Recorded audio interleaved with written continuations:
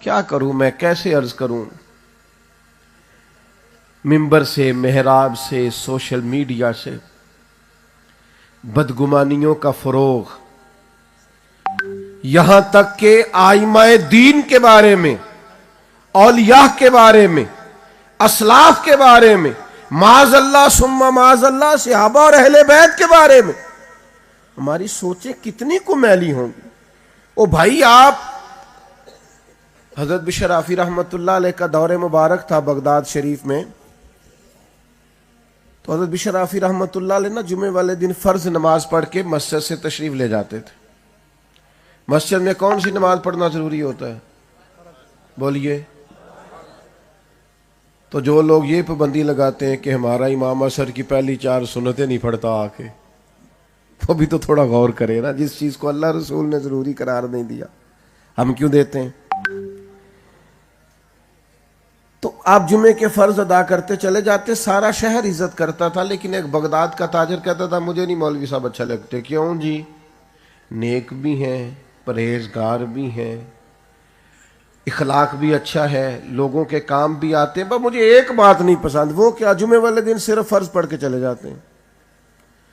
کچھ لوگوں نے بدگمان ہونا ہوتا ہے تو اتنی جلدی ہوتے ہیں، کہا مجھے نہیں اچھے لگتے۔ اچھا ٹھیک ہے، تو تم تحقیق کر لو۔ جب بڑے لوگوں نے اصرار کیا تو ایک دن اس نے اس طرح کیا کہ حضرت جمعے کی نماز پڑھ کے نکلے، پیچھے ہو لیا۔ شیخ جلدی سے ایک دکان پہ گئے اور وہاں سے نان خریدے، نان بائی سے۔ کہنے لگا دیکھ لو، پیر صاحب کو بھوک نے ستا رکھا تھا، سنتیں اور نوافل چھوڑ دیے۔ حضرت تھوڑا آگے بڑھے اور کباب لیے، کہنے لگا عمر دیکھو اور ذائقے دیکھو، یعنی بدگمانی پر بدگمانی۔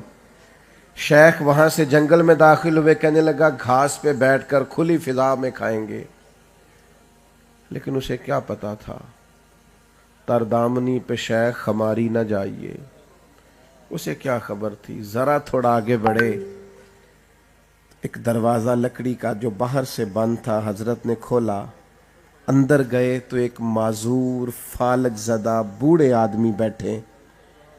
شیخ نے جلدی سے مٹکے سے پانی لیا، پہلے ان کا منہ دھویا اور پھر پہلا لقمہ ڈالا اور کہنے لگے معاف کر دینا، جمعے میں ذرا دیر ہو جاتی ہے، ابھی تو مجھے سنتیں اور نفل بھی پڑھنا ہے۔ وہ پیچھے چھپا سن رہا ہے۔ تو وہ جو کھانا کھانے والے معذور تھے وہ کہنے لگے 14 سال ہو گئے مجھ لاوارث کے لیے ہر جمعے، ہر روز، ہر ظہر میں کھانا لاتے ہو، کب تک لاتے رہو گے؟ وہ شخص کہتا جس کو میں عیب جانتا تھا نا، وہ سب سے بڑی خوبی نکل آئی۔ اور بھائی کچھ تو مجبوریاں رہی ہوں گی، یوں ہی کوئی بے وفا نہیں ہوتا۔ کہتے ہیں وہ باہر کھڑا میں کانپ رہا تھا، تڑپ رہا تھا، اور شیخ نے کھانا کھلایا، پھر تکمیل نماز پر باہر نکلے تو میں قدموں پہ گرا، میں نے کہا معاف کر دیں۔ اللہ والے جو ہوتے ہیں ان کو اپنی کرامت فار سیل نہیں کرنا ہوتی، ان کو مریدوں کی تعداد نہیں بڑھانا ہوتی، ان کو یہ نہیں کہنا ہوتا کسی اور کو بھی بتانا۔ چلے پنجابی کا شعر ہے، پنجابی ہوں آ گیا زبان پر تو کیا کروں، جیڑے محرم راز حقیقت دے اور راز حقیقت کھول دے نہیں، اے جنہ ویکھیا نہیں ہو کرن گلاں، جنہ ویکھ لیا ہو تے بول دے ہی نہیں، وہ تو بات ہی نہیں کرتے۔ شیخ فرمانے لگے اگر آگاہ ہو گیا ہے تو میری زندگی میں میری یہ نیکی کسی کو بتانا نہ، سوچوں کو صاف کریں، نکھرا کریں، اپنے ذہن کو صاف رکھیں۔ نبی پاک علیہ الصلوۃ والسلام جو ہمیں سبق دیتے ہیں ان میں بنیادی سبق سوچوں کی صفائی کا ہے۔ میں کیا کروں، اس کے پاس بیٹھتے ہیں اس کے پاس شکوے ہی شکوے ہیں، لوگوں کے پاس اعتراضات کا بوجھ ہے، دبی ہوئی ہے زندگیاں، اپنوں سے ناراض رہ کے ہم نے ناراض رہنا شروع کر دیا۔ خدا را کبھی خیر بولیں، اللہ نے کائنات میں سب سے بڑا مقام مدینے والے محبوب کو عطا فرمایا ہے، لیکن اگر حضور اتنے بڑے ہو کر بھی دوسروں کی شان بیان کرتے، کسی نے کریم سے کہا یا خیر البریہ تو فرمایا یہ مجھے نہ کہو، یہ تو حضرت ابراہیم کا لقب ہے، حضور حضرت موسیٰ کی شان بیان کرتے، جناب یوسف کی شان بیان کرتے، نبی پاک جناب صدیق کی عظمت بیان کرتے، حضرت فاروق کی شان بیان کرتے، جناب عثمان غنی کی حیا بیان کرتے، مولا علی کی شجاعت بیان کرتے۔ جب نبی پاک کو لوگوں میں خیر ہی خیر نظر آتی ہے تو ہمیں بھی حضور کے غلاموں میں خیر نظر آنی چاہیے، ہماری سوچوں کو بھی ستھرا اور پاکیزہ ہونا چاہیے۔ دوسری بات جو بڑی بنیادی ہے اصلاح معاشرہ کے لیے، معرفت الہی کے لیے، اللہ کی محبت کا سفر کرنے کے لیے، وہ بنیادی بات یہ ہے کہ اپنے آپ کو پہچانے، اپنی قیمت کو پہچانے۔ اقبال کہتے ہیں عجب نہیں کہ خدا تک تیری رسائی ہو، پر تیری نظر سے تو پوشیدہ ہے آدمی کا مقام۔ اپنے آپ کو بے قدرہ جانتے ہو، سمجھتے ہو میں ان پڑھ ہوں، میں دیہاتی ہوں، میں کسی پسماندہ علاقے سے ہوں، میں کچھ بھی نہیں ہوں۔ اپنی عظمت کو تو پہچانو۔ تمہارے پاس اگر قیمتی کپڑے پہننے کے لیے پیسے نہیں ہیں تو تم نے اپنے آپ کو حقیر سمجھنا شروع کر لیا۔ اگر کسی بڑی گاڑی تک تمہاری رسائی نہیں ہے تو تم سمجھتے ہو شاید میں کوئی بے وقت آدمی ہوں۔ اگر تمہاری جیب نوٹوں سے بھری ہوئی نہیں ہے تو تم نے یہ سمجھ لیا ہے کہ شاید میری کوئی قیمت ہی نہیں ہے۔ تم وہ عظیم لوگ ہو جن کے بارے میں اللہ کا قرآن کہتا کنتم خیر امت اخرجت للناس، تم بہترین امت ہو، تمہیں لوگوں کے نفع کے لیے پیدا کیا گیا۔ قیادت کرنی ہے اس امت کو، قیادت اس امت کو اپنا پہچاننا ہے، اپنی صلاحیت کو ڈھونڈنا ہے، اپنے آپ سے نفع لینا ہے، اپنے وجود کو پہچانے۔ کسی شاعر نے کہا تھا میں کسی شخص سے بیزار نہیں ہو سکتا کیونکہ ایک ذرہ بھی تو بیکار نہیں ہو سکتا۔ آپ کو پتہ ہے جب آپ کلمہ پڑھ لیتے ہیں تو پھر مومن کی شان کیا ہے؟ وہ صرف نیت کر لینا، نیت، عمل نہ بھی کرے، صرف اچھی نیت ہی کر لے تو رب اس نیت پر ہی اسے عمل کا اجر عطا فرما دیتا ہے۔ او بھائی اچھے ارادے تو کرو۔ حضرت موسیٰ علیہ السلام کوہ طور پہ جا رہے تھے، قحط کا زمانہ تھا، لوگوں کو کھانے کو روٹی نہیں ملتی تھی، تو ایک بہت بڑا پہاڑ تھا۔ جناب کلیم علیہ السلام عرض گزار ہوئے، حضرت کلیم علیہ السلام اللہ کے حضور عرض گزار ہونے جا رہے تھے تو ایک شخص ملا، اس نے کہا حضور میرے دل میں اللہ کے بندوں کے لیے بڑی تڑپ ہے، لوگ بھوکوں مر رہے ہیں، میرے پاس اگر اس پہاڑ کے برابر آٹا ہوتا، گندم ہوتی، آج ہی خیرات کرتا اللہ کے بندوں پر۔ حضرت کلیم کوہ طور پہ تشریف لے گئے، مالک نے فرمایا اسے جا کے کہہ دینا تو نے تو بات کی ہے، ہم نے اجر عطا بھی کر دیا ہے۔ بھائیو خدا را اپنے آپ کو پہچانو۔ آپ بہت کچھ کر سکتے ہیں لیکن سارا وقت ضائع ہو گیا، سارا وقت یہاں بیٹھ کے گزر گیا، وہاں بیٹھ کے گزر گیا۔ اپنے وجود کو قیمتی بنائیں، اپنے آپ سے نفع لیں۔ نبی کریم علیہ السلام نے فرمایا جب صبح دن چڑھتا ہے تو وہ دن اعلان کرتا ہے میں آج آیا ہوں، آج کے بعد دوبارہ نہیں آؤں گا۔ کوئی کام کریں، کوئی ڈیوٹی کریں، کوئی خدمت کریں، ماں باپ کے لیے، ملک و ملت کے لیے، دھرتی کے لیے، قوم کے لیے، وطن کے لیے۔ میں تو دیہاتوں کی ان بوڑھی عورتوں کے تذکرے بھی جانتا ہوں جس کا خامد انتقال کر گیا تو کسی نے اس سے کہا، میں اس پر بحث نہیں کرتا کہ اس کا تلفظ کیسا ہوتا ہے، کسی نے اس سے کہا دوبارہ شادی کر لو تو اس نے کہا بس جو میرے نصیب میں تھا مل گیا، اب میں ساری زندگی بچوں کو قرآن پڑھایا کروں گی۔ اگر کوئی عورت یہ طے کر لیتی ہے کہ میں اگر ناظرہ پڑھانے کے قابل ہوں تو زندگی لگا دوں گی، میں آپ طے کیوں نہیں کرتے کچھ؟ صحیح بخاری میں حدیث ہے، نبی پاک علیہ السلام نے فرمایا دو چیزوں کے بارے میں لوگ دھوکے کا شکار ہیں، ایک صحت، ایک فرصت۔ آپ کے پاس صحت ہے، آپ کے پاس فرصت ہے، آپ کوئی مصروف کام کریں، کوئی ڈیوٹی کریں، اپنے آپ کو مشغول کریں، کوئی کام کریں۔ زرخیز ترین لمحات زندگی کے ہم ضائع کر لیتے ہیں۔ کیا کرتے تھے سیدنا بلال حبشی؟ کریم کی مسجد میں جھاڑو دیتے تھے، حضور کے مہمانوں کو کھانا کھلاتے تھے، حضرت بلال نبی پاک علیہ السلام کے حکم پر آذان پڑھا کرتے تھے۔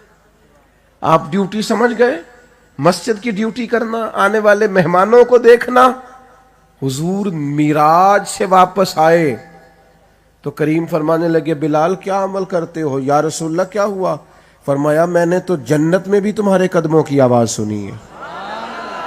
آپ کوئی ڈیوٹی تو کریں بھائی، آپ کو ذمہ داری کا ثبوت تو دیں، کوئی کام تو کریں۔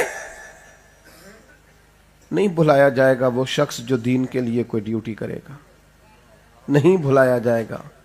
حضرت جعفر طیار شہید ہو گئے، بھلائے نہیں گئے۔ نبی کریم ان کے گھر آئے، ان کے بچوں کو سینے سے لگایا، ان کی اہلیہ رونے لگی، یا رسول اللہ ان کے والد چلے گئے اب کیا بنے گا؟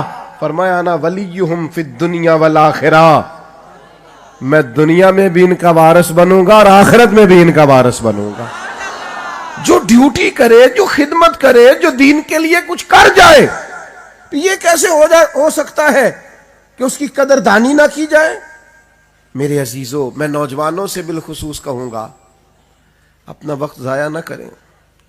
ہر دوسرے نوجوان سے پوچھتے ہیں آپ کیا کام کرتے؟ کہتے باہر جانے کے لیے کاغذ جمع کرائے ہوئے۔ اپنی مٹی پہ چلنے کا سلیقہ سیکھو، سنگ مرمر پہ چلو گے تو پھسل جاؤ گے۔ نبی کریم علیہ السلام کی بارگاہ میں ایک نوجوان نے آ کے عرض کی یا رسول اللہ کچھ دیجئے، تو حضور نے فرمایا تیرے پاس کچھ نہیں؟ کہ یا رسول اللہ ایک کمبل اور ایک پیالہ ہے۔ فرمایا لے کے آؤ۔ وہ لے کے آئے، حضور نے بیچ دیا۔ ایک شخص نے کہا 1 دینار، ایک نے کہا 2 دینار، 2 دینار میں بیچ ڈالا۔ یہ حضور اپنی امت سے چاہتے ہیں، سنو ملت کے جوانوں، فرمایا 1 دینار کا کھانا لے جا اور 1 دینار کا کلاڑا خرید کے لا۔ وہ صاحب کلاڑا خرید کے لائے تھے، بڑے نصیبوں والے، اس میں دستہ حضور نے اپنے دستے مبارک سے لگایا۔ فرمایا 15 دن مجھے نظر نہ آنا، جنگل میں جا لکڑیاں کاٹ اور کاٹ کے بیچ، کھا بھی اور کھلا بھی، میدان میں نکل۔ بھائیوں مصروف کریں اپنے آپ کو۔ شیخ سعدی رحمت اللہ تعالی علیہ ارشاد فرماتے ہیں جو ذہن فارغ رہتا ہے نا وہ شیطان کا کارخانہ بن جاتا ہے۔ کوئی نہ کوئی ایسی بات، بری سوچ ہر وقت آتی رہتی، تو اپنے آپ کو مصروف کریں۔ اور تیسری گزارش آپ کی خدمت میں یہ عرض کرنی ہے، خود غرض زندگی جو لوگ گزارتے ہیں نا وہ تنگ آ جاتے ہیں اپنے آپ سے۔ مفاد پرست کبھی نہ بنیں، کبھی صرف اپنے بارے میں نہ سوچیں، کبھی اپنے گھر سے شروع ہو کر اپنے گھر تک اپنی سوچ کو ختم نہ کریں۔ سوچیں ملی سطح کی ہوں، قومی سطح کی، وسیع الظرف بنے، وسیع المشرب بنے۔ یہاں مجھے بتا رہے تھے ابھی مولانا ہم ادارہ شروع کرنے جا رہے ہیں۔ میرا کبھی کبھی دل کرتا ہے کہ ہمیں ادارے میں طلباء داخل کراؤ یہ اعلان نہ کرنا پڑے۔ کبھی کبھی میرا دل کرتا ہے کہ محفل میلاد کرانی ہے، اس کے لیے خطیب صاحب کو اعلان نہ کرنا پڑے۔ حضور کے میلاد کے لیے حصہ ڈالنا ہے، اس کے لیے تو قرآن دازی ہونی چاہیے کہ جناب اس سال میں حاضر ہوں نا اپنی سرکار کے میلاد کے لیے، دوسرا کہے میں حاضر ہوں نا میرے ذمہ لگا دے۔ یہ تو قرآن دازی ہونا چاہیے، اس لیے کہ ہر کوئی سرکار کا صدقہ کھاتا ہے۔ میرے عزیزو، جو لوگ مشن والے ہوتے ہیں نا، ڈیوٹی والے، ڈیوٹی کرتے ہیں، ان کی زندگیاں ڈیوٹی پہ گزرتی ہیں۔ بڑی بظاہر چھوٹی عمر تھی مولا علی شیر خدا کی، جب نبی کریم علیہ السلام نے پورے خاندان کی دعوت کر کے کہا تھا کون کون مشن میں میرے ساتھ چلے گا، تو وہ کل تک جو صادق اور امین کہتے تھے وہ خاموش ہو گئے، سناٹا چھا گیا۔ حضرت علی کھجور کھا رہے تھے، جلدی سے اٹھے، کہا یا رسول اللہ میں آپ کے ساتھ چلوں گا۔ پھر شیر خدا نے ساری زندگی ساتھ گزار دی، بدر میں بھی، احد میں بھی، خندق میں بھی، خیبر میں بھی۔ پھر مولا علی شیر خدا رضی اللہ تعالیٰ عنہ لمحہ لمحہ ساتھ، ایک وعدہ کیا تھا حضور میں ساتھ چلوں گا، پھر حضرت شیر خدا اس طرح ساتھ چلے کہ کوئی کسی جگہ وہ ان کی ذاتی زندگی، جب وہ امیر المومنین تھے تو کوفے کی جامع مسجد کے باہر کھڑے تھے اور کہہ رہے تھے مجھ سے کوئی زرہ خرید لو، تہمت زیادہ پرانا ہو گیا ہے، اب پیوند لگنے کی گنجائش نہیں رہی، مزید پیوند لگ سکتا تو میں یہ زرہ نہ بیچتا، کوئی زرہ خرید لے تاکہ میں کپڑا نیا لے لوں۔ او میرے بھائیوں سنو نا، ساری زندگی محبوب کے مشن کے نام کر دی، اور جس وقت ان کو خنجر لگا نا، شہید کیا گیا، تو لوگ بیٹے کو آواز دیتے ہیں نا، لوگ پکارتے ہیں نا، کوئی معاذ اللہ ہائے وائے بھی کرتے ہیں نا۔ جب مولا کائنات کو زخم لگا تو پتہ کیا کہتے ہیں؟ فزت برب الکعبہ، لو بھائی کعبے کے رب کی قسم میں تو کامیاب ہو گیا ہوں۔ وہ جس مشن کا وعدہ کیا تھا نا، آج میں نے جان بھی اس مشن کے لیے دے دی، قربانی پیش کر دی۔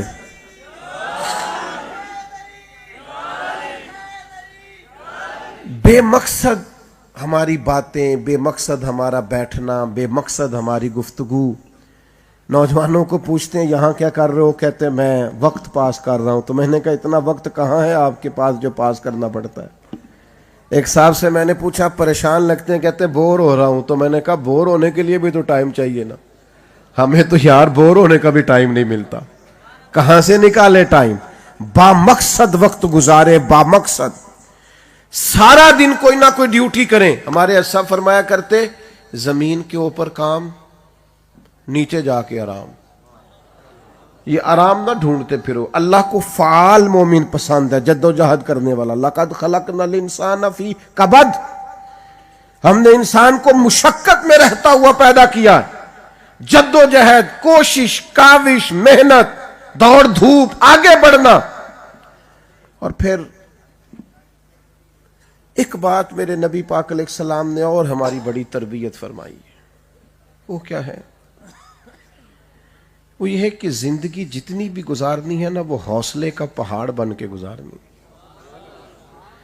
یہ جلدی سے گھبرا جانا، جلدی سے رو دینا، جلدی سے پریشان ہو جانا، کم و بیش 100 کے قریب آیات ہیں قرآن مجید میں جو صبر کی بات کرتی ہیں، اور ان آیات کا نقطہ کمال یہ ہے کہ ان اللہ مع الصابرین، اللہ کہتا ہے تو صبر کر تو اپنے رب کو اپنے ساتھ پائے گا۔ صبر کر، اللہ تیرے ساتھ۔ 500 کے قریب احادیث و آثار ہیں جو صبر کی بات کرتے ہیں، لیکن ہر وقت کا شکوہ، ہر وقت کی بے چینی۔ اللہ کی معرفت کے حصول کے لیے یہ چند عادات پیدا کرنی پڑیں گی۔ اپنی تربیت کے لیے نبی پاک علیہ السلام کے اسوہ نور سے یہ کچھ پھول لینے ہوں گے۔ میرے دوستو تھوڑا حوصلہ، تھوڑا نا طبیعت کے اندر صبر۔ کبھی آپ نے دیکھا ہے آپ ڈاکٹر کے پاس جائیں، میری طبیعت بڑی خراب ہے، وہ آپ سے کہے کہ یہ پتہ لے جائیں گولیوں کا ساری کھا لیں جا کے آپ ٹھیک ہو جائیں گے، یہ سیرپ لے جائیں پوری بوتل ابھی پی لیں طبیعت ٹھیک ہو جائے گی، کبھی کہا ہے اس نے؟ اچھا مجھے بتائیے ساری دوائی شفا کے لیے ہے نا، سبب ہے نا شفا کا، دوا شفا تو اللہ دے گا،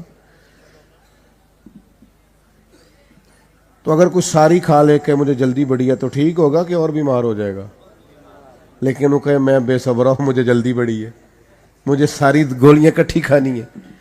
تھوڑا سا نا حوصلہ، تھوڑا صبر، تھوڑا سا نا، میں اکثر دوستوں سے کہا کرتا ہوں کہ بعض لوگ بڑے سمجھدار ہیں، معاملہ فہم ہیں، لیکن ذرا صابر نہیں ہیں۔ اگر تھوڑا حوصلہ ہونا ان کے اندر تو بڑا کمال ہو جائے، ذرا تھوڑا سا صبر کرنا سیکھے نا۔ حضرت مولا علی شیر خدا کرم اللہ تعالی وجہ الکریم ان ساری آیات اور احادیث کو سامنے رکھ کے کہتے ہیں جو انسانی وجود میں سر کا مقام ہے وہی دین میں صبر کا مقام ہے۔ حوصلہ کریں۔ میں نے آپ سے وعدہ کیا تھا زیادہ باتیں نہیں کرنی، لیکن مجھے اس بات کا بھی بڑی شدت سے خیال ہے کہ بڑی دور دور سے دوست تشریف لائے اور بڑی محبت سے تشریف لائے۔ میں بالکل آپ کو فوراً واپس بھی نہیں بھیجنا چاہ رہا۔ ایک بات اور کرنا چاہتا ہوں، اگر آپ کہیں تو کرتے ہیں ورنہ ہم جمہوری لوگ ہیں. اچھا چلیں اللہ آپ کو. ملک جمہوری ہے نا جی, ورنہ اسلام تو خلافت کا قائل ہے, دین تو خلافت کا قائل. ایک بات اور, نبی پاک علیہ السلام نے نا جو ہمیں معرفت الہی کا رستہ بتایا نا, اس میں ایک خاص چیز سرکار نے اپنی امت کو سکھائی ہے. وَيُعَلِّمُكُمُ الْكِتَابَ وَالْحِکْمَةَ. حضور کتاب بھی سکھائیں گے اور دانائی بھی سکھائیں گے. زندگی نا جذباتیت میں نہیں گزارنی, حوصلہ, تدبر, ٹھہراؤ, غور و فکر. بس کریں جی بھائی جان, بولے نہیں, آپ کی مہربانی بھائی جان بس کریں, اب تو ختم ہونے والی ہے جی محفل, بس 5-7 منٹ دیں جی, اللہ جزا دے. اشارے سے بات کر لیں اور بولے نہیں آپ لوگ, اللہ سلامت رکھے سب کو. توجہ کریں جی بات پر. نبی پاک نے نا ہمیں حکمت سکھائی, اور حضور فرماتے ہیں حکمت مومن کی گمشدہ میراث ہے, جہاں سے بھی ملے لے لو. جذباتی ہونا چھوڑ دیں, بڑی جلدی متاثر ہونا چھوڑ دیں, اور جس نے آ کے فوراً بات سنائی فوراً اسی کے قائل ہونا چھوڑ دیں. تھوڑا سا نا ذرا چیزوں کو دیکھیں. کوئی شخص اپنے مخالف کے بارے میں آپ کو بڑی باتیں سنا رہا ہے تو ایک دفعہ ذرا دوسرے کی بھی سن کے دیکھیں. جلد فیصلے نہ کریں, دانائی. اور زندگی میں جب بھی بات کرے نا کوئی, تو بات ایک ہی ہوتی ہے, ذرا حکمت سے کر لی جائے نا تھوڑی. ہم اپنے بچوں کو بھی اس طرح سمجھاتے ہیں کہ وہ سمجھنے کی بجائے باغی ہو جاتے ہیں. بات ہی ہوتی ہے, ذرا تھوڑا سا بزرگ مجھ سے ناراض نہ ہو جائے, معذرت کے ساتھ. بات اگرچہ بے سلیقہ ہو, کلیم پر بات کرنے کا سلیقہ چاہیے. بات تھوڑی سلیقے سے کرے. نوجوانوں سے بھی کہوں گا تھوڑی دانائی. ایک بادشاہ کے نا خواب آیا اسے کہ میرے سارے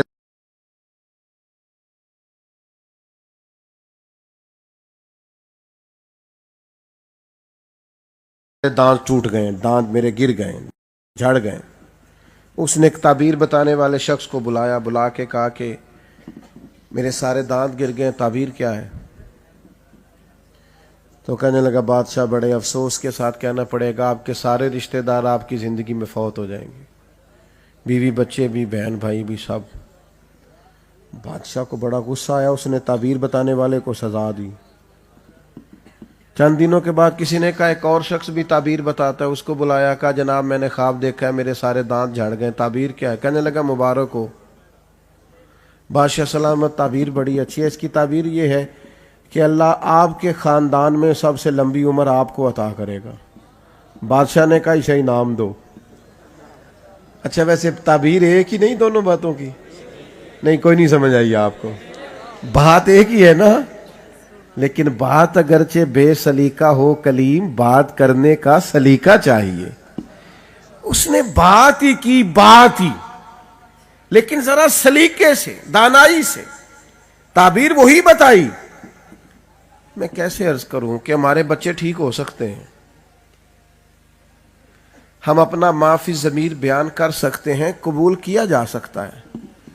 میں کالج میں پڑھتا تھا تو ایک صاحب لیکچر دینے آئے, تو ہمارے ہاں بعض باتیں بار بار ہوتی ہیں رٹی رٹائی, تو انہوں نے بھی ایک بات کی. کہنے لگے کافروں نے سازش کر کے ہمارے بچے خراب کر دیے. تو میں نے کہا مجھے ایک بات کرنے کی اجازت ہے؟ کہنے لگے کریں. میں نے کہا کافروں نے جو سازش کر کے ہمارے بچے خراب کر دیے, تو ہم تبلیغ کر کے ان کے بچے مسلمان نہ کر دیں کہ بس جان چھڑانا ہے یہ کہہ کہ وہ سازش کرتے ہیں. آپ کہاں ہیں؟ آپ کا کام کہاں ہے کہ دانائی کہاں ہے؟ غیر سازش کر کے سب کچھ کر گئے اور ہم دیکھتے رہ گئے. ہم میدان عمل میں ہیں تو ہمارا کام کہاں پہ ہے؟ بھائیو دانائی, تدبر, معاملہ فہمی. حضرت وہب ابن منبہ فرماتے ہیں اللہ نے عقل کا 1000 حصہ کیا ہے, ایک حصہ عقل اللہ نے پوری دنیا کو عطا کی ہے, جس سے سائنسدان ہیں, انجینئر ہیں, ڈاکٹر ہیں, لیکچرار ہیں. ایک حصہ اسی سے علماء ہیں, اسی سے محدثین ہیں, اسی سے مفسرین ہیں. فرماتے ہیں باقی 999 حصے عقل کے اللہ نے اپنے نبی کریم علیہ السلام کو عطا فرمایا. हुजूर ने जो बात की है ना, वो इतने तदब्बुर से की है, इतने कमाल अंदाज में की है कि रूह तक उतर गई हैं बातें। बात ही होती है, बस मैं अपनी बात समेटने लगा हूं, बात ही होती है, जरा उसे सलीके से किया जाए तो अच्छी लगती है, जरा थोड़ा करने से पहले सोच लिया जाए तो अच्छी लगती है, उसमें जरा बेहतरी महसूस होती है। मुझे बताइए ना, दो भाई बैठे हों, बड़ा भाई ज्यादा पढ़ा लिखा नहीं, छोटा भाई आलिम है, डॉक्टर है, इंजीनियर है, पढ़ा लिखा है, मालदार है, डिग्री बड़ी है, पैसे ज्यादा है, सैलरी पैकेज अच्छा है। अब दोनों इकट्ठे बैठे हों, छोटे के दर्जात ज्यादा है और बड़े की उम्र ज्यादा है। जब पूछा जाए उनमें से कि तुम दोनों में से बड़ा कौन है, डिग्री बताई जाती है कि उम्र? जल्दी जल्दी बताएं। पैसे बताए जाएंगे उम्र? ओहदा बताया जाएगा कि उम्र? हजरत अब्बास हुजूर के चचा हैं। एक शख्स ने उनसे पूछा, आप बड़े हैं कि हुजूर? पूछने वाला उम्र ही पूछ रहा था, रुतबे का पता था उसे भी। आप बड़े हैं कि हुजूर? तो हजरत अब्बास का अंदाज तकल्लुम कुर्बान जाऊं, फरमाने लगे, बड़े तो हुजूर ही हैं, पैदा पहले मैं हुआ था, बड़े हुजूर ही हैं। जब करीम के लिए बात की जाएगी, जब हुजूर के लिए जुमला बोला जाएगा, तो फिर दानाई, तदब्बुर, हिकमत, अंदाज़े गुफ्तगू थोड़ा खूबसूरत होगा, लहजा बावुजू होगा, अंदाज खुशबूदार होगा। मेरे दोस्तों, बहुत सारे लोग ऐसे हैं जो साहिबे इल्म हैं, साहिबे हुनर हैं, फनून जानते हैं, दाना नहीं है, समझदार नहीं है, ठहराव नहीं है तबीयत के अंदर, जज्बाती हैं। ख्वाजा निजामुद्दीन साहब महबूब इलाही रहमतुल्लाह अलैह की खिदमत में एक मुरीद आया करता था, तो सारे लोग अपनी अपनी बातें बताते, आगे बढ़ बढ़ कहते, हुजूर मैंने एक बात करनी है, हुजूर मेरा सफर लंबा है। सुन लेते आप लोगों की बातें, मुसाफिर बैठा रहता, सब चले जाते। शेख भी कई दफा अपने हुजरे में चले जाते, वापस आके कहते, भाई आपने कोई बात करनी है? कहता नहीं। कई दफा ऐसा हुआ तो एक दिन शेख फरमाने लगे, यार सारे बातें बताते हैं, तू क्यों नहीं बताता? सारे कुछ ना कुछ बताते हैं, तू क्यों नहीं बताता? तो कहने लगा, हुजूर मैं हौसला करता हूं ना, सबको आपको बताना पड़ता है और मुझे खुद आके आप पूछ लेते, तो ये शरफ मुझे हासिल है कि आप खुद पूछते हैं कि भाई कोई बात तो नहीं। जब आप सब्र करते हैं, जब आप दाना, देखे ना नबी पाक अलैहिस्सलाम इंतहाई दानाई, बात फैसले बड़े मुश्किल होते हैं, लेकिन अगर इंसान मुत्तकी हो ना, या अय्युहल्लज़ीना आमनू इन तत्तकुल्लाह यजअल लकुम फुरकान, ऐ ईमान वालो अगर तुम अल्लाह से डरोगे तो अल्लाह ताला तुम्हें बसीरत का नूर अता करेगा, अल्लाह ताला दानाई देगा। ये तकवे से हासिल होती है। जब फतह मक्का हुई तो एक फैसला बड़ा मुश्किल था, हज़रत साद इब्ने उबादा को हटाना पड़ा, उनसे झंडा लेना पड़ गया। तो ये फैसला बज़ाहिर मुश्किल था, कोई उन्होंने ऐसी गलती नहीं की, कोई मसला नहीं, और खिदमात बड़ी हैं और जलील कदर से आप भी हैं, तो कैसे हटाया जाए? तो सहाबा कहते हम परेशान थे, पर करीम ने चुटकियों में फैसला कर दिया। हुजूर फरमाने लगे, साद मैंने इरादा किया है झंडा आपसे ले लिया। बहुत बड़ा ओहदा होता था अलमबरदार होना, झंडा लेके चलना। मैंने इरादा किया आपसे झंडा ले लिया जाए। उन्होंने अभी करीम की तरफ निगाह उठा के देखा ही था, हुजूर फरमाने लगे, मैंने इरादा किया है आपसे ले लिया जाए और आपके बेटे को दे दिया जाए। अब कोई बाप सबसे ज़्यादा खुश उस वक़्त होता है जब वो समझता है कि मेरा बेटा मेरी जगह लेने के काबिल हो गया। भाइयों, अल्लाह की बारगाह तक पहुँचने का रास्ता हुजूर की ज़ात पाक है। नबी पाक अलैहिस्सलाम अपने उसवा नूर से, अपनी तालीमात से जो हमें देते हैं उसे कबूल करें, अपनी सोचों को साफ रखें, नज़रियात को, बातों को पुख्ता करें। और मेरी आपकी खिदमत में गुजारिश है, अपनी कदर को जानें, अपने आप को पहचानें, और फिर जो सलाहियत आप महसूस करें मेरे अंदर है वो काम करना शुरू कर दें, और फिर थोड़ा सा हौसले को बड़ा करें, सब्र वाली ज़िंदगी गुजारें, और तदब्बुर से, मामला फहमी से, हिकमत से चीज़ों को लें। आप दानाई के साथ चीज़ों को लेंगे, आपको खुद महसूस होगा कि बहुत सारे काम ठीक होने लग गए। और अगर आप जज्बाती रहेंगे तो बहुत सारी जगहों पे वसाइल होने के बावजूद नाकामी होती दिखाई देगी। वक्त चूँकि बहुत ज़्यादा हो गया और अब मज़ीद दोस्तों को थकाना मैं मुनासिब नहीं जान रहा था, इसी पर अपनी बात को ख़त्म करता हूँ। मौलाना जो इदारा बना रहे हैं, मुझे उम्मीद है कि हम सब उनके मुआविन बनेंगे और इसकी कामयाबी में अपना किरदार अदा करेंगे। अल्लाह इखलास की तौफीक अता करे। वमा अलैना इल्लल बलागुल मुबीन। आपकी मेहरबानी थी।